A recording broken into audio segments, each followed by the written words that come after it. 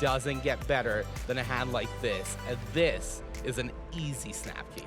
Absolutely. That hand is sick. Thank you so much, Monty. Well, 4 is the magic numbers for the players here on day number 1 of competition here at World Championship 30.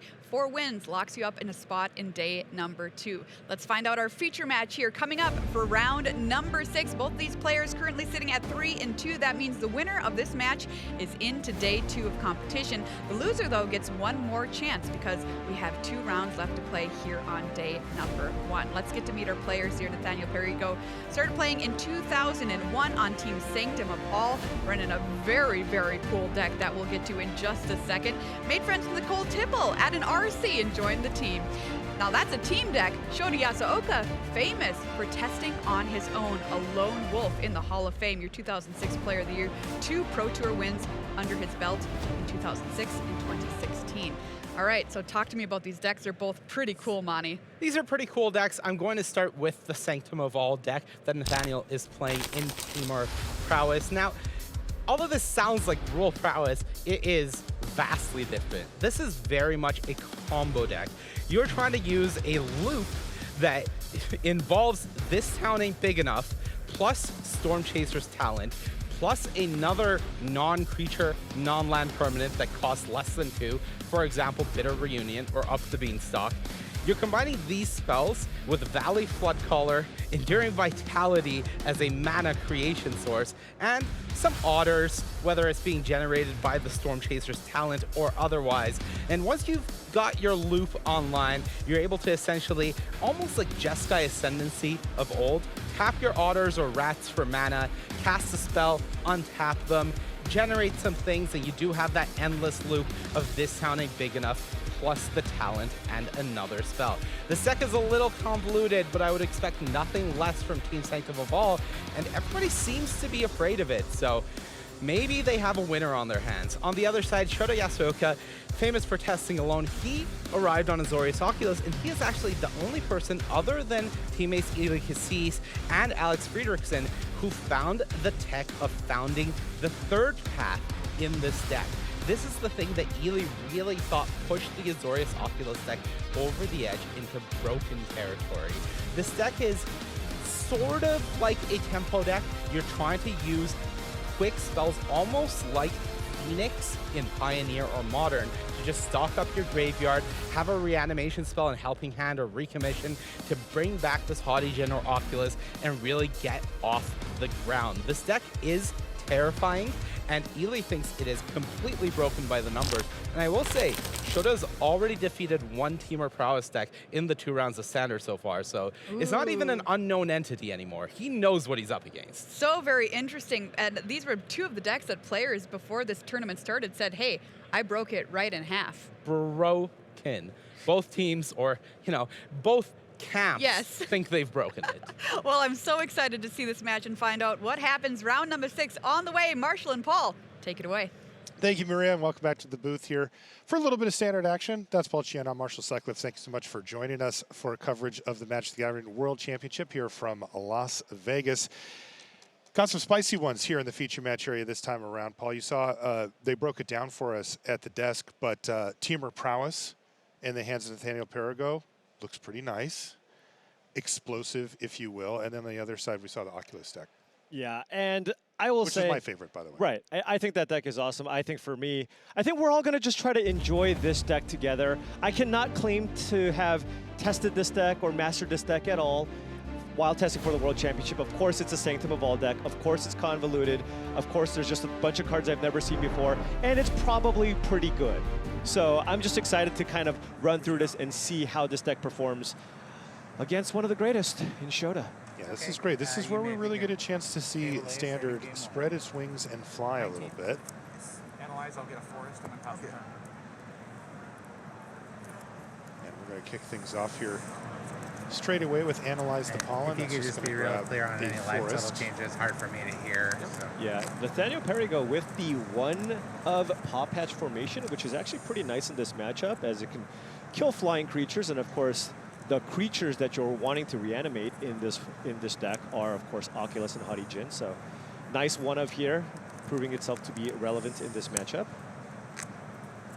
Oh, and look at this. Discard the hand size from Shota Yasooka to start the game off. Turn one discard. Haughty Jin goes into the graveyard, perhaps setting up that reanimation spell with the Seachrome Coast and helping hand next turn. But Nathanael has the one of Paw Patch formation. No! And Shota's going to miss a land drop for the turn.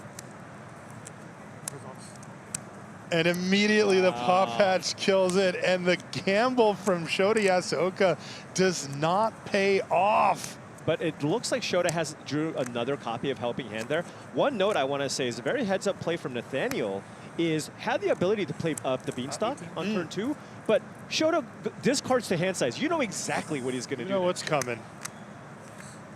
Shota gives a quick head shake there. That usually means a missed land drop, and that's exactly what it means here. Enduring Vitality for Nathanael is going to get in with Vigilance. And this is a lot of mana available now for Nathan. Still a land drop to come as well. Yeah, the 1-2 punch here that you're looking for in this match, or in any matchup, is Enduring Vitality plus a Valley Flood Caller. Once you have those 2 cards in play, all of a sudden, any 1-mana spell you play, you start netting mana, and then you just kind of get to go off. So that's really what this deck's trying to do. Get Enduring Vitality in play with the Valley Flood Caller, and all of a sudden, I don't know if any of you remember the card Jeskai Ascendancy from a few years back, but that was a combo deck that was looking to do a very similar thing. Every time you play a spell, you untap a creature, you use this ability multiple times over again, and you just kill them with a large creature. That's kind of what this deck's trying to do.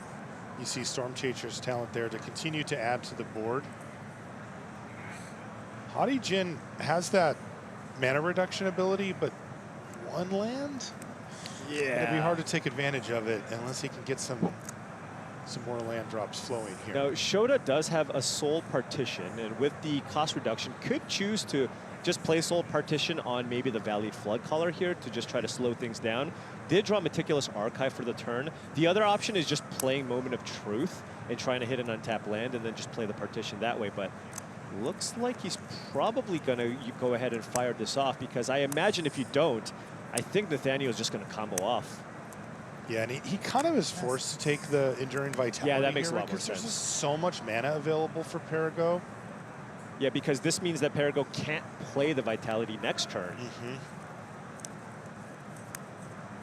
Yeah, that effectively took 3 mana off the battlefield there.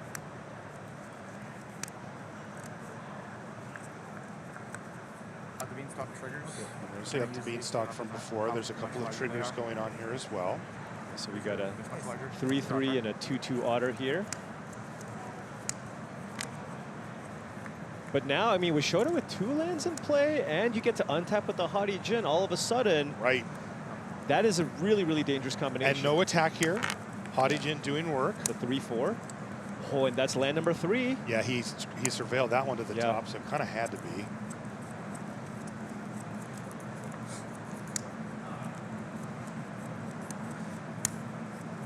Puts a Helping Hand, Yep. Helping Hand into the hand. Now can actually just use the Picklock Prankster to try to hit an Oculus here, or another Haughty Jin, and then cast a Helping Hand to get it back into play. Here we go. Can he hit? He's going off. Now with 3 lands available, that Haughty Jin cost reduction. Nope. Ugh, didn't hit though. Hit an interactive spell though, so at least you got into the Flood Maw here. Just to slow down Nathanael, because there's a token there. With the Haughty Jin in play, that thing can close out the game in 2 turns, right? It just hits off. How many spells are in their yard right now? 6? 6, I think, is the total. Yeah, 6 damage. So from 18 to 12 in 1 hit there for Nathanael Perigo. And if Nathanael can't get, if Nathanael casts the Enduring Vitality, I mean, Shota can then just bounce the Valley Flood Caller in response, and then you don't get the untap trigger. Oh, yeah. Right? And you only have access to the 1 mana from the 1 otter in place. So if Shota can put enough cards into the graveyard, could potentially even win next turn. And look at his hand. You have a bounce spell, that's an extra power. Founding the 3rd Path puts 4 cards into the graveyard. Moment of Truth also can potentially put 2 spells into the graveyard. Combat. This is a game where Shota did not play a land on turn 1, by the way. Right. Shota happy to take some damage here, it looks like. Nice Battlefield Rocker. No, that's up the Beanstalk. It's a Song of Totentans. Okay. Very good limited card back in the day, Yeah. but now it's a combo card to give you lots of tokens with Enduring Vitality. It's really awesome.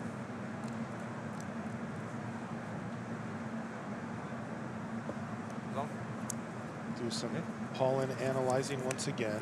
Yeah, not enough stuff to collect evidence here, so you can just only get a basic land here. Yeah, it requires a rather large evidence collection of 8. I don't think Nathanael can string together enough spells here, particularly because Shota just has the bounce spell in hand, can just choose to bounce the Flood Caller now. And that's exactly what's going to happen here. Into the Flood Maw it goes, and that, of course, is going to grow that Hottigen even further. It stayed on the battlefield after it went away that first time. Yeah, I think Shota can just turbo through a bunch of stuff. Yeah, it shouldn't be too hard here to be able to get 5 additional spells into the graveyard.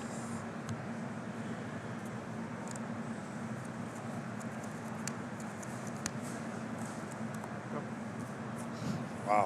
Okay. I think he just drew Oculus. All right, so moment of truth. Very much so. If you're sitting Put spell, in Perigo's seat. Look at that. Put the Phantom Interference into the graveyard. So that's now 2. So that's 9 spells in graveyard. 3 more for Shota.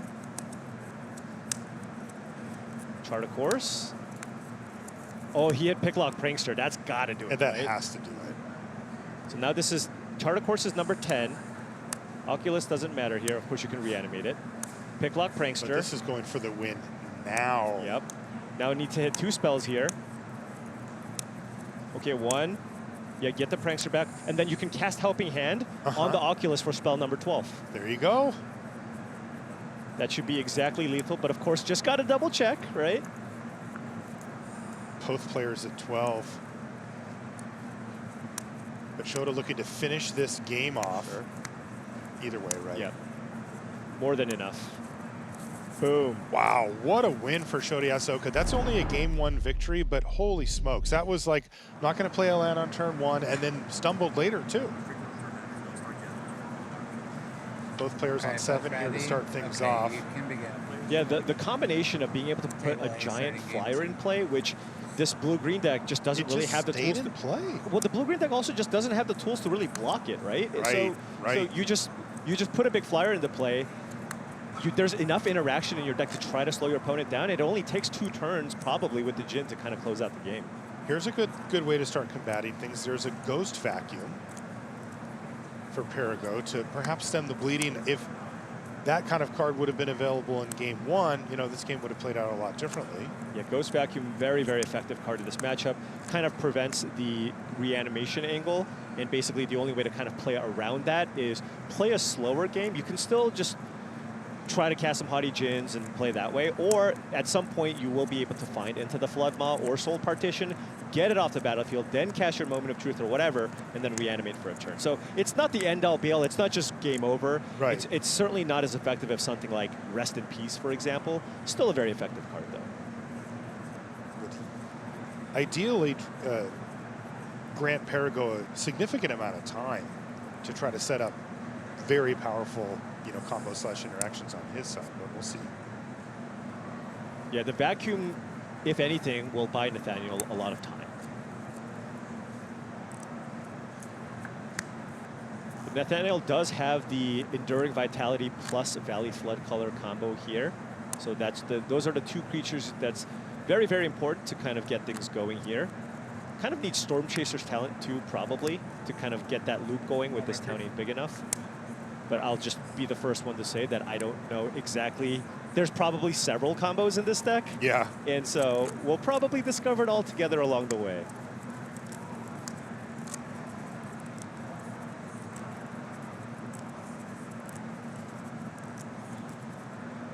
You see up the beanstalk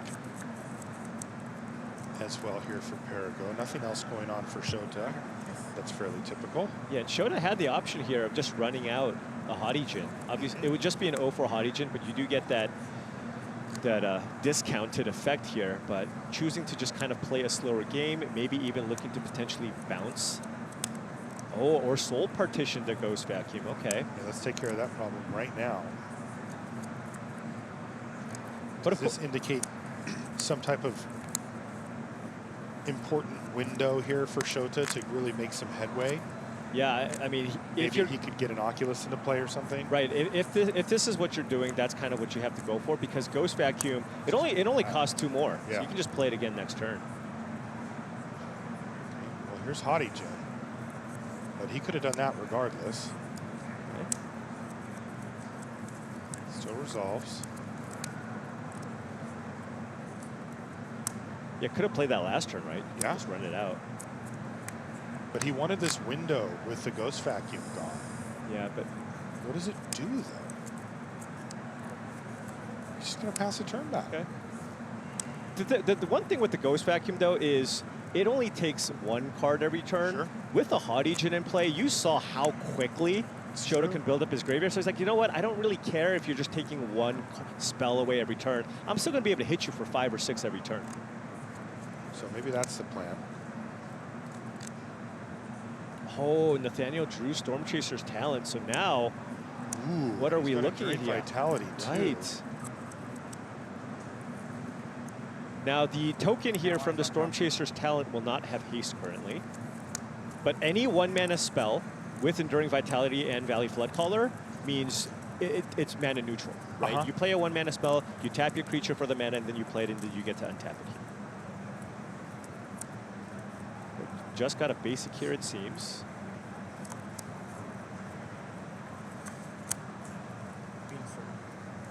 Oh, that's a nice little combo there, isn't it? This town ain't big enough with Up the Beanstalk. Oh, you draw a sure. card off the Up the Beanstalk because it costs 5 mana. You've bounced the Hottie Jin. This gives you time to set up for your combo now because, sure, maybe you don't go off this turn. But you get to just replay the Beanstalk, get the card back. And then you can still play the Storm Chaser's talent this turn. Wow. Too. And this is an attack for 6. Jeez. What a turn. That is impressive, because that isn't, I did all the things. That's just kind of like the value version, but that was nice. Now Shota definitely needs to, I feel like Nathanael just can't untap here. If Nathanael just untaps, he just gets to go off here. You can get this town ain't big enough back, and then you can just start generating so much value because every time you cast a spell, you get 3 mana, because you have the 3 creatures in play with the Vitality. Kind of funny, the Ghost Vacuum seemed really important.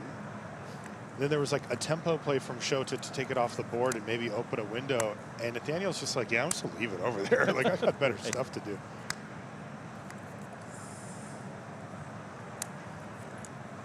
Is that Charter Course? It looks like, and probably a helping hand here to get the Hottie Jin back. Could have actually gotten Oculus back, I think. But preferring the large size of the Hottie Jin, right? Because you just want to end the game and try to race.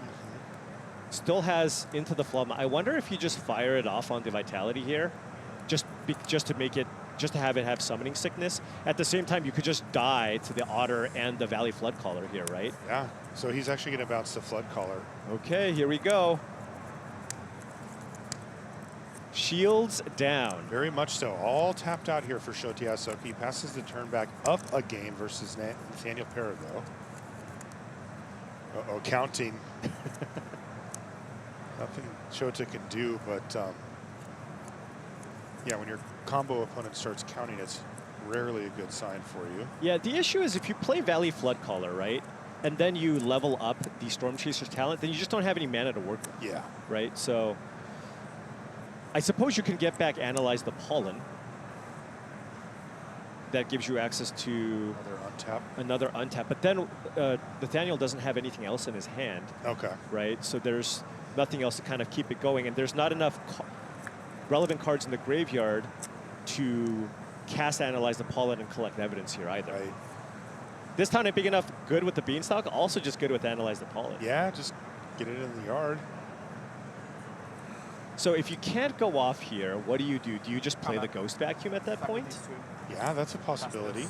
And that's what he's going to do here. So that gives you at least an insurance plan against some of the reanimation type stuff. It's hard to imagine that you would die to the Hottie Jin from this position. This is still so much here, but can Shota... okay, 14 was a lot. I don't know if you can get to 20 damage in one attack. A real lot. But if you find another interactive spell, right, like a bounce spell, maybe that's enough. Just for like a 2-turn clock? Right, bounce the flood caller again here, for example, and see what happens.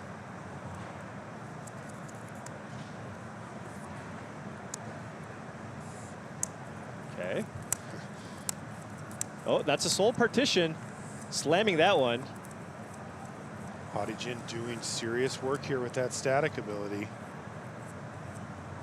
Shota just Graveyard wanting is to filling up quickly. and wanting to try to finish this in 2 turns if possible.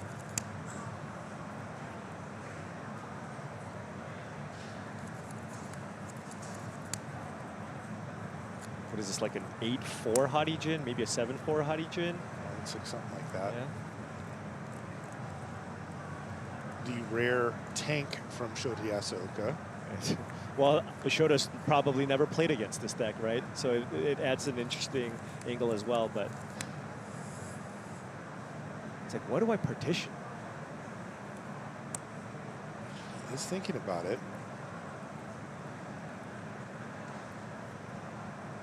I guess you don't have to cast it just yet. You can just cast the Moment of Truth first.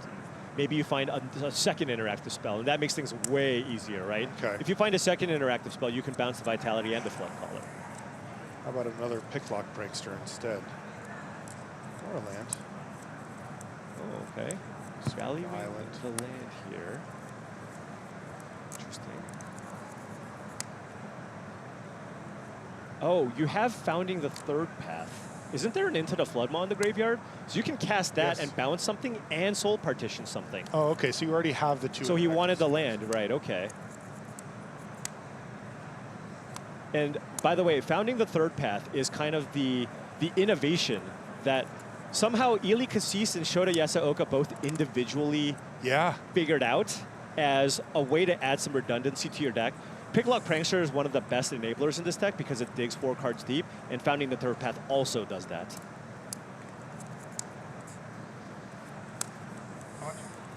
All right. How big is this thing?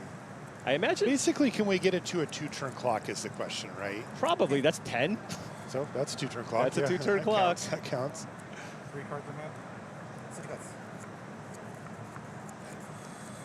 Using the vacuum here, is that necessary? Maybe Yeah, it's not. close. I mean, the Shota doesn't have any other spells. Could make it go down to 9. But then if Shota goes, put a creature in my yard and then reanimate an Oculus, that's also kind of a rough. Although you kind of wanted to do that because I think you just win the game if Shota's just tapped out. Oh, sure. Right? Soul partition. Oh, soul partition. And he is. Yep. Oh, wow. Shields down. Shota cast the Prankster as the Prankster. Okay.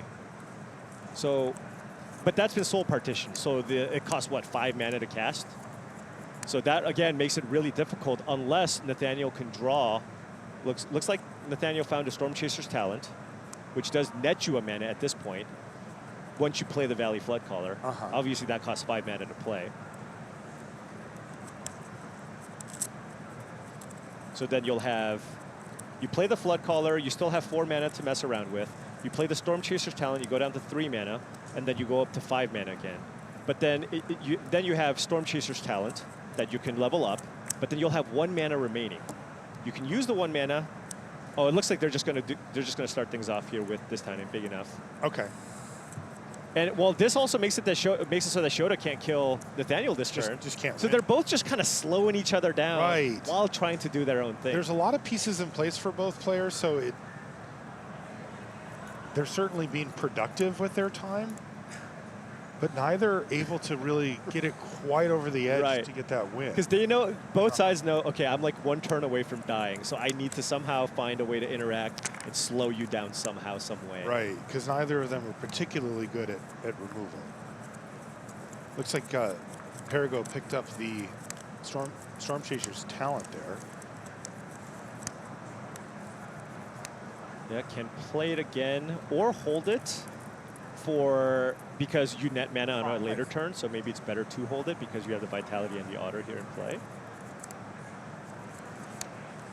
Shota took it. Nope. Yep, took it. Okay. It's getting kind of dangerous. It is. I mean, just life totals are getting low, especially for Shota. Thunder Trap Trainer. Okay. Lots of otters now. Lots of mana, too, here. Oh, and Song of Totentans. And Shota's at 5. Okay. If that thing resolves, that's got to be enough with this board. Definitely. So at this point, this might be a little too much here for Shota. That getting back this town ain't big enough and casting it was so big there.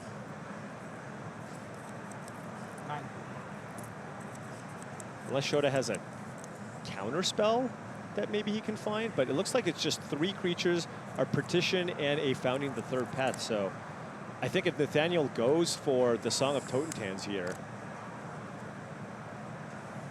maybe play around Phantom Interference, might still be able to get it done here.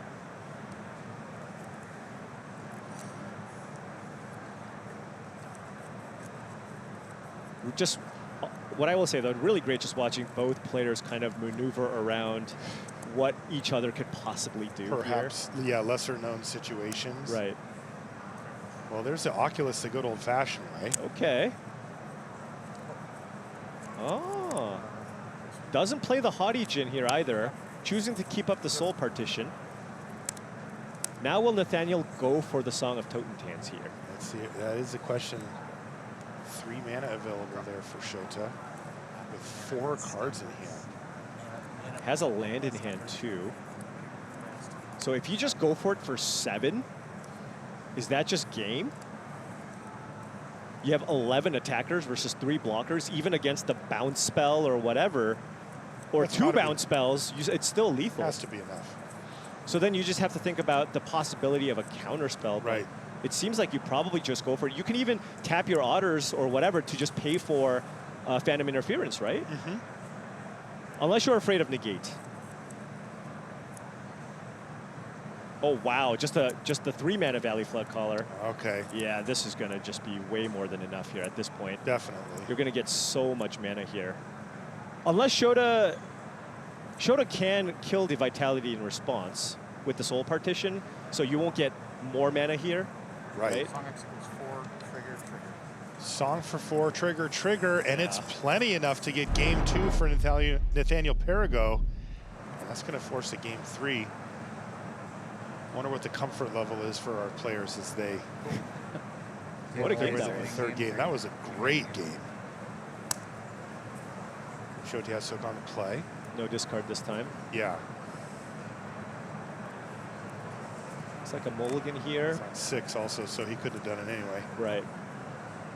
But solid hand here, right? You have the reanimation spell in hand.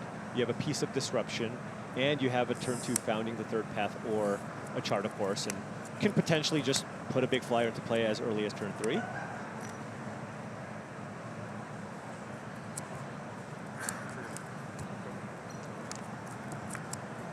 Storm Chaser's Talent. All right, what do we have here? Okay, here it is.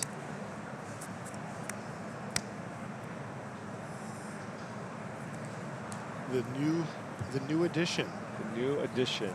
Like you said, Willy Cassis thinks that he's really kind of got it with Founding the Third Path. Right. Shota apparently as well. I can see it. Yeah, absolutely. Especially because you can just pick the one that you want. Yeah, because next, To move yeah, ahead. now next turn you just mill yourself for 4. You can just hard cast an Oculus. Yeah, Mill if you Yourself have for one in 4 hand. is so big in this deck. But all Shota wants right now is just a creature. Oh no, already has a creature in the yard. So yeah, next turn you're just going to get that Oculus into play. And even if it gets bounced, he's going to have enough cards to just play it back if he can just find land number 3.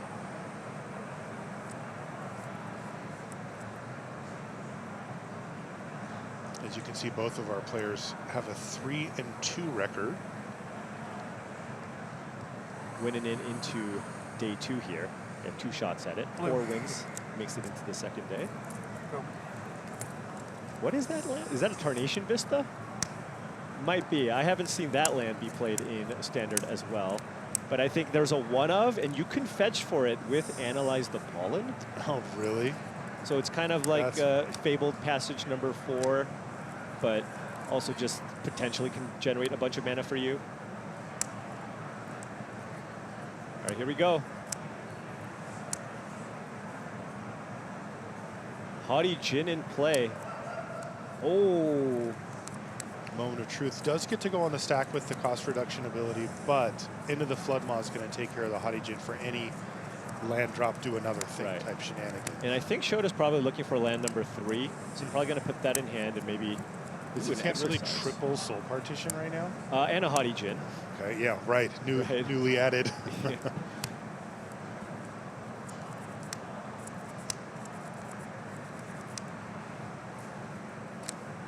But the Into the Flood Maw, nice little tempo play, but Shota certainly can just replay the Hadijin next turn. It just doesn't have anything else to do. Otterton is going to chip away. But there's a Flood Caller now for Perigo. So the table slowly getting set on his side, but also for Yasooka. And look at this. You self-mill yourself. You play a spell out of the graveyard. You get a Hadijin in play here with triple Soul Partition. That's just so much value for one card. It's kind of like the perfect card for this type of deck.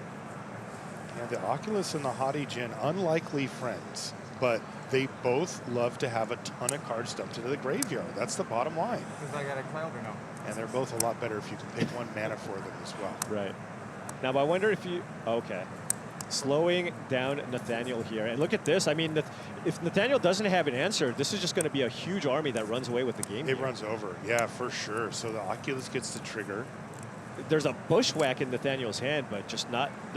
Nathaniel's creatures are just not big enough here for the fight effect to be relevant at the moment. Yeah, he'd need to work that Otter. Yeah, with a Valley Flood Caller here, yeah. With a Valley Flood Caller, it becomes what, a 3/3, I guess. Not quite enough. And then next turn, Shota can go Hadijin plus another Soul Partition, right? So that's also just extremely strong here. So Nathanael is going to need to string together some powerful things here. He's got a second copy of the Flood Caller, but probably really needs the Enduring Vitality to kind of really unlock his deck. But more than anything, just needs to find an answer for the Oculus. And sooner the better. Right.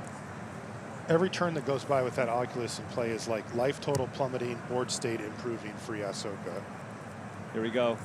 Searching for something with the trainer here. Enduring Vitality, though, does just unlock such huge mana. Well, is it a little too late? Yeah, I don't think that one's going to get it done anymore. The Oculus is in play and the Hadijin is in hand. Right. So it's just not doing that much anymore. Really need to get that going on turn 1. So a bit of a miss on the timing there from Nathanael. Really would have liked to see that earlier. The Ghost Vacuum, but unfortunately have to settle for it here. Probably going to go for an end of turn Questing Druid to just try to find an answer here for the Oculus. Land number 5 means that Shota can go Hadijin and cast both Soul Partitions. So just all the interaction and a huge clock here.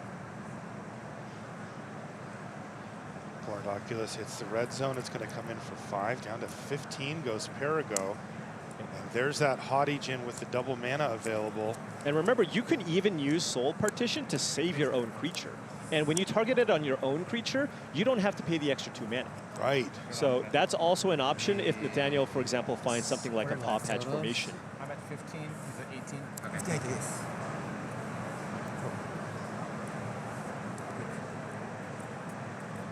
So he hit that up the beanstalk.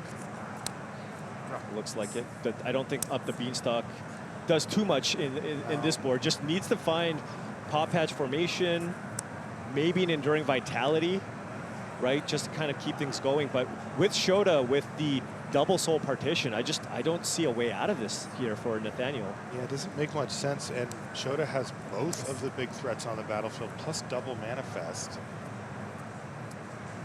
This one may have slipped away from Perigo. The question is Shota, are any of those Manifests more flyers? Though that's the worst feeling. More Oculus. Okay. That's worse for Nathanael. Shota's got to be stoked, right? Yeah, though it would be great for him, of course. Although he would probably just win the next turn if that were. This town ain't big enough was a good find. Okay. Right? So but where does he start? Like, he's got multiple fronts to deal with here, right? It's not like this solves anything. I think probably the Hadijin, that seems to be it's got the potential to deal far more damage. Right. So maybe that's the one you bounce. It's the earlier threat. It's the one that will kill you first. Right. But if you let the Oculus go, it will also get you. Oh, yeah.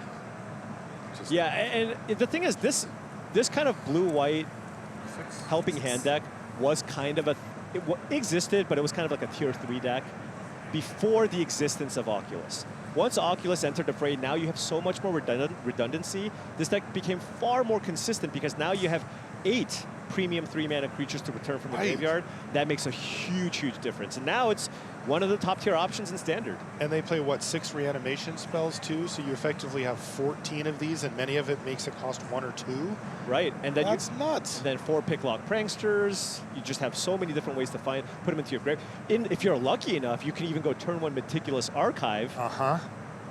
Get a big thing in the yard, and potentially even get it into play turn 2. We saw Shota Yasooka make a daring play in the first game where he just discarded a hand size on the draw. Still won that game after his creature got killed. Yes, and he played Haughty Djinn the next turn, so he went land Haughty Djinn. And then missed another land drop. They got killed immediately. He missed a land drop, but had the Haughty Djinn back by then. Right. And then he ended up never looking back after he hit that second land.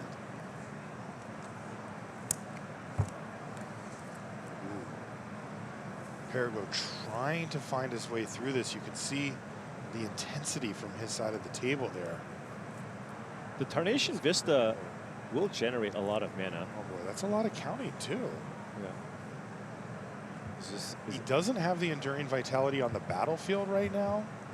So this isn't mana. Is this damage he's counting? Did you see him shake his head there, Paul? This leads me to believe that he's close somehow. What is he? Really? Oh, that's not it. Yeah, okay. I was like, I'd be shocked if there was some way. You see how he went through like 3 iterations? If there was a Valley Flood Caller in play, I'd be thinking, okay, well, maybe there's some stuff you can do. But with just the Lone Otter, I didn't see it there. This is just a 2-turn clock here. I imagine this town ain't big enough. Will be cast here. Oh, waiting for the end of turn here. And down to 4?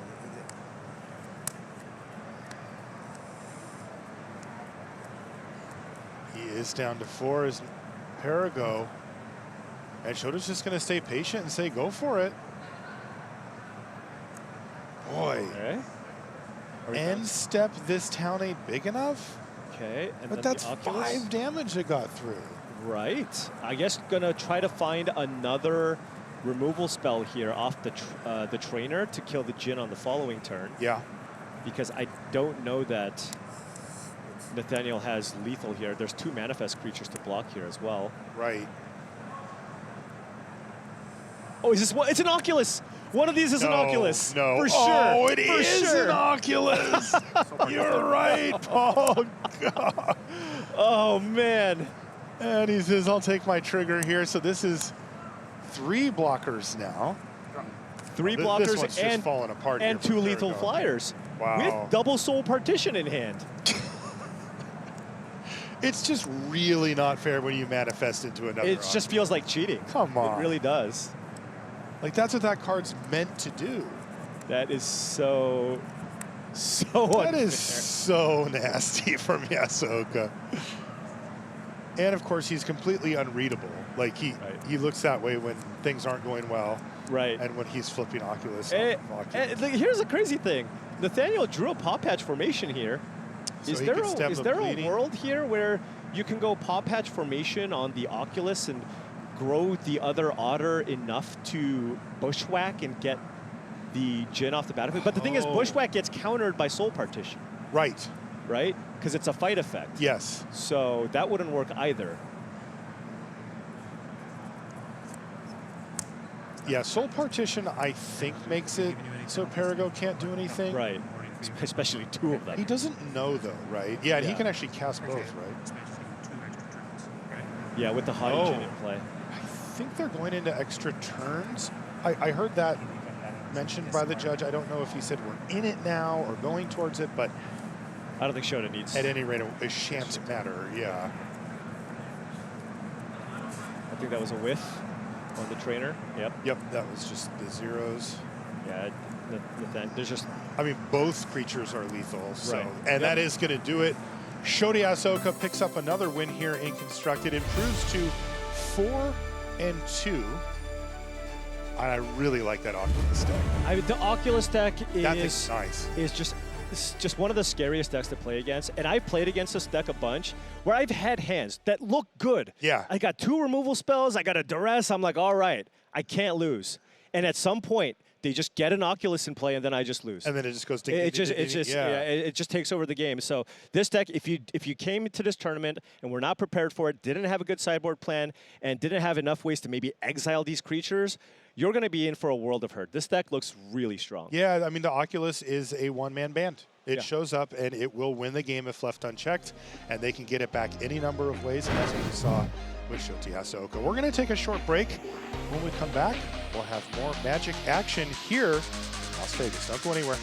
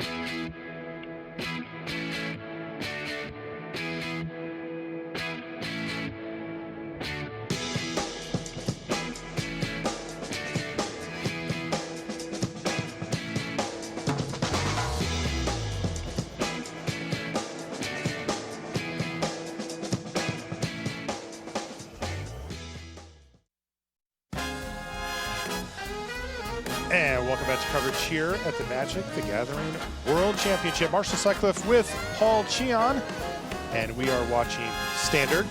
It has been eventful, I will say, as we've gotten a chance to see a few new archetypes and and some new cards, of course, hitting the scene as well. We've got more Standard action to bring you this round. In fact, we've got quite a bit more to bring you. We're going to be watching Willy Edel, perhaps you've heard of him, playing against Marcus Wosner coming up next, and we're going to get a chance to watch the entire match. For that, take a look at these two. You can see Willy, Jeskai Convoke, and that's a Paul Cheon deck, World Delirium. Red-green beats. Yeah, I mean, it's more of your limited style. Yeah, it's my limited style. Stuff, yeah. That's not something I'd play Constructed necessarily. This is a really interesting matchup here between two decks, though, because both of these decks are not really decks that you would have expected coming into this event. We know a lot about the old Boros Convoke decks, and that's pretty much what Willy's playing, splashing blue for maybe some counter magic out of the sideboard. But Marcus's deck, I've basically never seen, and it's just a Gruul Delirium deck. We saw Marcus kill JED in one of the games, turn 3. That is very impressive. Now let's see how this goes. I mean, normally Willy brings the type of decks that want to play against this, right? They're packed with creature removal, but not today. Not today. He is bringing the beatdowns this time around here, trying to go wide. Novice Inspector is going to get in because Patchwork Beastie not able to attack or block just yet. Yeah, and Willy passing on turn 2, that's almost a telltale sign that he likely has resolute reinforcements here in hand to play on turn 2. Okay. Sacking a clue would just not be ideal here as the aggressor. That would happen either later in the game or ideally never, because he's already won. Marcus already doing delirium math? Yeah, he is. Play a land and... See a Wildfire Wicker Folk? Yeah. Okay. This is a card you like to play. Oh, this card's great. Look at that thing. 2 mana, 3/2, Delirium, 4/3 Trampler. And it has haste no matter what. Right. Boy, I gotta say, Paul, we could have a race here, man. Like, this could be over really quickly. Absolutely. One card that Willy would really like to see in this matchup is the Case of the Gateway Express. Just to try to slow things down here, right? Not only will it be able to kill the Wicker Folk, but also 16? Act as an Anthem effect, but doesn't look like he has it here. Oh, right. There it is. He's it on triggers the end case. of turn, sure. Right. He's on. Awesome. We don't have any solve counters, so it's all right. So that will solve the case. Yep. So now there are 3 types Wow. in Marcus's graveyard. That was nice from Willy. Doesn't trigger it's the usually Patchwork Beastie here? Okay. Did he know about the top card of his library? He must have, because otherwise you just would, although I don't know. No, I think that might have just been a misstep. Breakout. What? 6 Oh, well, cards. I guess there's a sorcery in his hand, so maybe he's just thinking, I'm going to get Delirium anyways. Okay. So why bother? Here's Wait, breakout. did he just 5 whiff? lands. He just What? whiffed on Breakout? Oh That's my not gosh. That's 6 cards, right? I'm just getting missing on Collected Company Nightmares all over again here. Wow. Wow. Okay. Sorry, Marcus. That is rough. That is really tough. Consolation prize, you have Delirium? There you go. 15. Another Beastie. They're both online. Is he on defense? To be fair, 3/3 is really I good know. against this board, right? All these creatures attack as 2-power creatures. You have a pair of 3/3s in play. Yeah, that's true. I mean, I think Marcus would prefer to be attacking, but like, I agree. at least he's got the blocks. Ooh, So does Willy? Yeah. that looked like a Convoke. he was getting about to ready. rev up the engines there, wasn't he? Possibly a Knight Errant of Eos here for Willy. The real card that kind of makes this deck tick. It's just so important that it just allows you to kind of grind, and what your most explosive starts just allow you to get in. Ooh, what is this? Trigger. Oh, wait. He must. He must not have Delirium. Yeah, he doesn't. Oh, okay. Yeah, you're That's a excuse me. Synode Yeah, spell. yeah. That's not a spell. Yeah. It looks like a pump spell. It does. It does.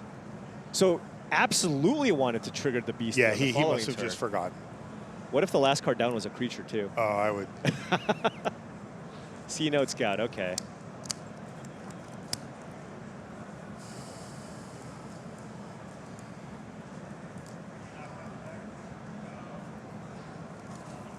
Cast Violent Urge on the Beastie.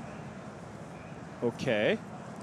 That's an instant. It looks like he's trying to go for a lethal No double strike. Right? attack here, no, maybe. No double strike. Oh, Is no that double double strike. Plus one, Yeah. plus one. Yeah, now I have. No, I have Delirium. But it could have another one, right? Sure. Yeah. Or 2. Yeah. There's probably a resolute reinforcements here. And I imagine you might want to block here. You have to be real. If your opponent does that, you have to be thinking, okay, what do they have here? Why are they giving themselves Delirium to attack here? I guess you could just be setting up for a race, but you have to be afraid of potentially another Violent Urge here for Marcus. Willy's at 17. Yeah? 7 card now. It would take 2 more Violent Urges. It It would be would. lethal, though, right? It would. It would be 10 from the 1. Wait, is that even enough? Whatever. Here's the reinforcements. I think he's going to still chump with 1 just Sure. because. I'll. Violent Urge on There's the the other Okay. Violent Urge. Yep. That's 8 damage. Yep. So this isn't Play quite lands. lethal on the crackback? Yeah, this is an attack This for is 8. 8? Oh, wow. Well, Marcus is playing with fire, but he must have determined that this is the only route he has to victory. Oh, any damage at that's all, enough. though, will do it. The face gallery for the win. The face gallery to give everything an additional +1/+0, Never and that is plenty enough to get across the finish line. Wow. Not a lot of wiggle room in that matchup. No, absolutely not. Now, I'm wondering if Marcus has any sweeper type effects. That's really the way that you can beat the Boros Convoke decks. 1-for-1 removal is pretty weak overall just because they have so many ways to go wide. But given Does he that, have anything? Well, given that Marcus's deck's also quite aggressive, it probably wouldn't want to play cards like Pyroclasm, which does make this a little more difficult. Right. 22. So what does he have? He's got Torch the Tower, Urbrask Forge, Paw Patch Formation, Haywire Might, Ghost Vacuum, and some Obliterating Bolt. Nope. Beastie. Okay, there's a Beastie. Oh, kept a one lander with Seed of Hope and missed on a land here. This could be over quick. Marcus is just getting all the run bads out of his system I in guess this he one is. match. Just whiffing everything? Yep. Yep. Getting to scry here.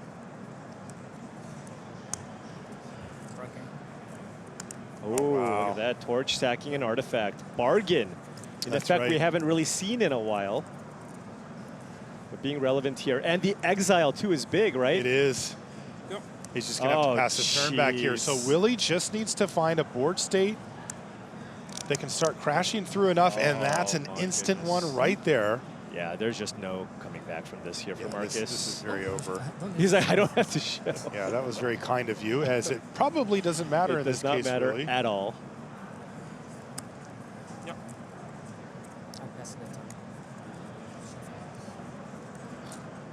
You can even see Marcus shaking his head from that point. It's just... I just don't. How do you miss on Seed of Hope? And just naturally drawing a land, right? Right. It's you had 4 draw steps on a land.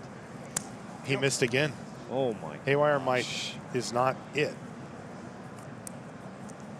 It's a rough way to go out here. This is tough. Still in a reasonable spot, 4-1. You drop him down to 4-2, right? Still alive for top 8.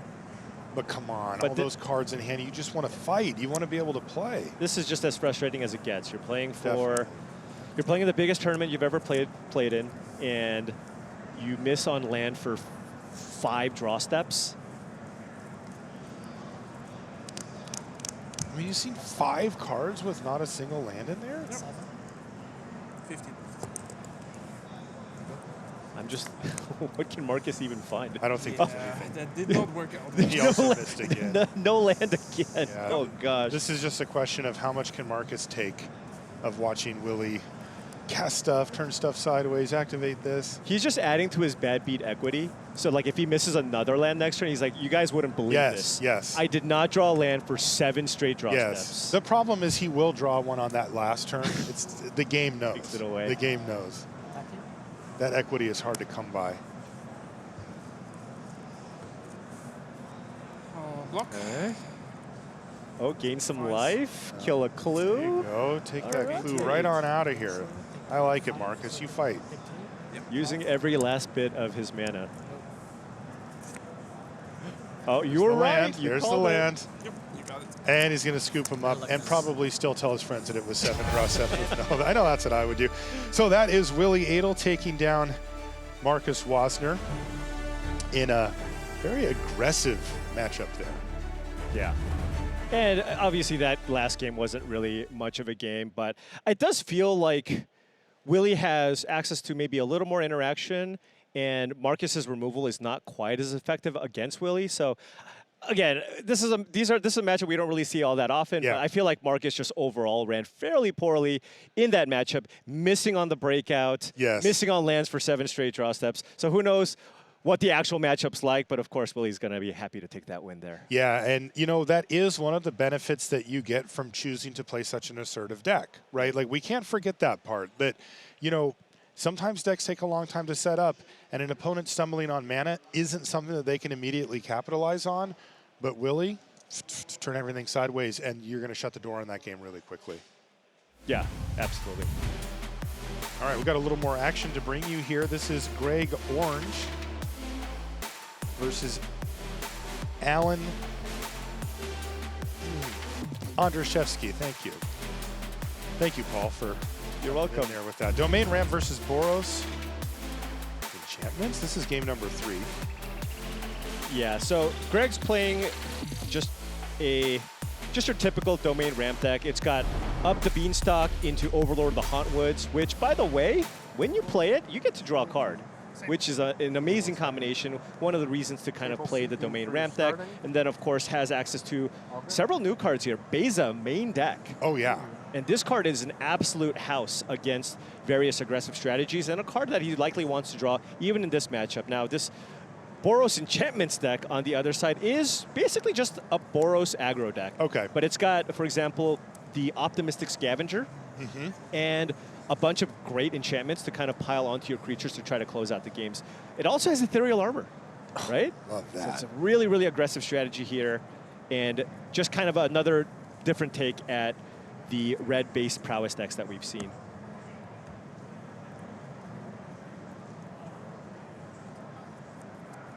But Greg being on the play in the last game is pretty huge.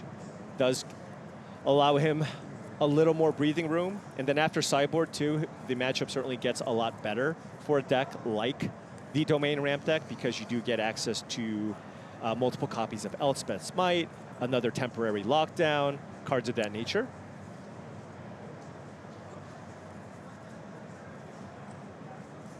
Whereas oftentimes these Boros decks or these mono-red aggro decks, you swap a couple cards out, you swap a couple cards in, but not nearly as impactful. Sideboard cards historically against these red aggro decks have always just been super, super strong. Right, that's supposed to be the way it is. You get to have a really good game 1, but then it gets sketchy after that. You see the Manifold Mouse added to the board alongside its buddy, the Heartfire Hero there. Yes. Being stuck, just kind of sitting there. Greg Orange has been a big fan of that card since they printed it. Oh yeah, has had a ton of success with that card. Ends up splashing it. In blue-white Blue-white. last year, I think. You know it. Right. All right, so no untapped land number 3 here for temporary lockdown, which would have been very, very good on this board. But has to have some kind of interaction here. Elspeth's Might, Get Lost, something of that nature here. I wonder if this Boros deck is playing the Hexproof enchantment. Going for this Get Lost main phase here. Okay. Couple of maps. It does play Shard Mage's Rescue. 4 It does? copies. Okay. So heads up play, important to be able to fire off that removal spell. Main phase. Yeah, you get to basically play 4 copies of Snakeskin Veil. Yeah. But you also get this synergistic bonus of the Optimistic Scavenger. Right. Oh, Shard Mage's Rescue is legit. Everybody knows how. Everybody who's watching has probably been blown out by this in Limited. Definitely. Already. I know I have. Definitely. Now, you do get the map tokens. Like, Get Lost is a nice card, but when you're playing against a deck with Valiant cards in it, it's kind of rough sometimes. That is rough. When they play an Emberheart Challenger or a Heartfire Hero, you're like, ah, just gave them a little extra value.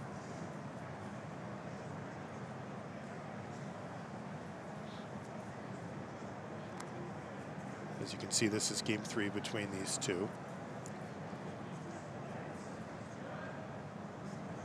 Yeah, Greg's deck playing also a couple of copies of Overlord of the Mistmoors, which is another new addition.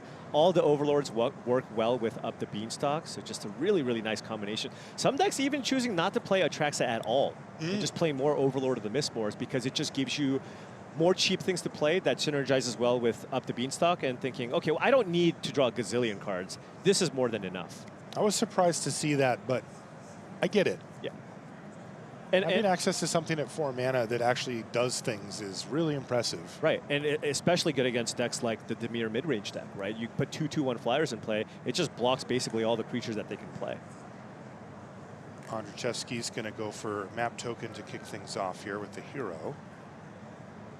You know it hurts Greg every time somebody finds a land That it off hits. a map. Greg loves drawing It cards. is painful.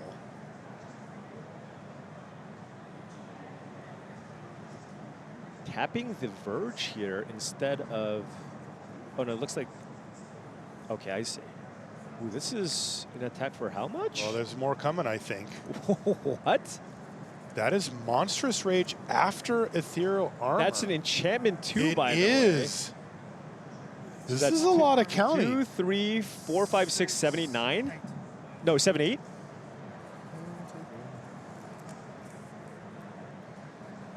I think it's 8. That would No, be 9. halfway 9. home. I think it was 8. 3, 4, 5, 6, 7, 8. You're right. Yeah, it's 8. You're right. I was right. That's half of Greg Orange's remaining life total, by the way. All right, Greg, do you have a removal How spell? about a removal spell? Just anything. You just need to get this off the battlefield. Sometimes you just have to tap out, take half their life total, and say, do you have it? By the way, this little mouse, that's a 5/5 trampling first strike. That is a mouse that's a lot more like a bear than it is a mouse. It's a bear mouse. It is. Monster roll doing its thing. Maybe a Beza here would be nice. You don't even get the extra token, and you just kind of have to chump with the Beza, right? You just gain 4 life. Yeah, and it's tough because, you know, the thing does have trample. Right. And it could get a lot bigger thanks to the Ethereal Armor. So really the preferred method here is a removal spell. That is much, much better than trying to put something out to block. I do see an up the beanstalk in Greg's hand. You just kind of try to get lucky here and try to find. The thing is, Elspeth's Smite doesn't even work here anymore, right? So you need to draw Get Lost. Leyline Binding. Leyline Binding. Castable? It would cost 3 mana. Yeah. Oh, okay. Frillback. That's Frillback 4/1, and you can get maybe the Ethereal Armor. Or maybe take Trample away. No, it's the Probably armor. That's just responsible for too much extra damage. Right, but this is still a 4/4 Trampler. It It's bigger is. than the Frillback. But the Frillback gives you a way to jump in front. Like, makes it less likely that you go from 8 to 0 for sure. Right, you would, just take 1 here if you chump block. Right. You kind of have to block if he attacks. Oh, wow, okay. So now we're looking at a 5/4. It's getting Hardfire Hero. By the minute. Rockface Village, such a nice addition to these red aggro decks. And is it worth soaking up 3 damage? Absolutely, says Greg. So Greg goes down to 6 here. And I really want to know if Andrzejewski has another threat, right? Like that's what I'm thinking about now, because in order for Greg to win this game, he's going to have to deal with the hero. Right. From this. Oh, okay. So you get from to 5. I knew that it counted correctly. Down to 5. You're at 5. I would like to destroy this creature and deal damage to it. Oh, destroy my own creature and do the damage to you.